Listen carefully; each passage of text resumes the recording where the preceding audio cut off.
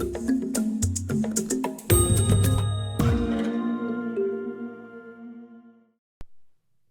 right, welcome in everybody. This is our YouTube weather update here as of Tuesday evening. We're talking 5:05 Central Time right now, dealing with some of these showers and thunderstorms that are moving in. So the way things have developed today, this leading edge of rain with the models was they were saying that most of it was going to kind of fade out and we were going to see a secondary line develop off to the west. Well, this main one is still kind of holding its power to it, and the secondary line looks to be the weaker one at this point. So I think this is going to be our main round of storms. We might have another one later tonight, but this is by far what we're going to be watching here over the next couple hours roll through the region. So right now you can see we do have one severe thunderstorm warning. That is for a cell just south and west of Aurora there. This is heading towards the Sheridan and Newark area and areas of Illinois. Now, these storms, we haven't had much in terms of tornadic activity. That threat is further to the west, but this one has some hail, some damaging winds with it as well, at least the potential for that,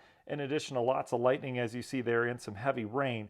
We'll watch that eventually head towards Joliet here in the next hour. I think we've got about another 2 hours before it even comes close to the region. These are moving east around 45 to 50 miles per hour, so they're pretty quick movers, but all of them have kind of a trajectory that takes them more that direction as they continue off to the east as well. So there's a little bit of a northeast trajectory as well. But this will be the line that we watch. There's nothing severe up towards Chicago. It's just heavy rain with occasional lightning. It's really these little select cells that you see. We've got one here, one down to the south and west. Those are the ones that we'll have to watch because they do have that supercell structure to them. And they do have a little bit of rotation with them as well. Is it going to produce a tornado? Well, we'll see. Probably not, but something we need to watch as we go throughout the evening. So the bigger picture, here's our line. The cold front's still well off to the west, so this is kind of the leading batch of showers and thunderstorms that will roll in here. There's not as much instability off towards the east either, so we're looking at instability that goes kind of like this. This is the real unstable air back in here, kind of unstable right in here, and then over in our area, there's really not much instability despite the fact that we've been dry today for the most part. So we'll see how these storms hold up. I do think we will get thunderstorms, but whether or not they're capable of producing severe weather, that's something we'll have to keep an eye on. So we'll pass another update along here in about an hour, and we will track these storms as they move through just to make sure they stay on the below severe side, but still have a severe threat here this evening.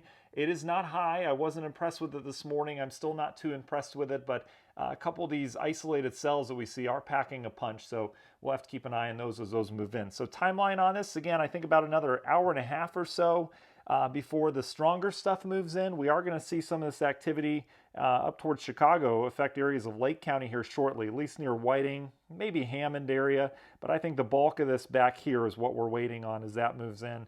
And we've got another at least an hour, hour and a half on that before that moves in. So we're talking 6:30, 7 o'clock-ish, somewhere around there.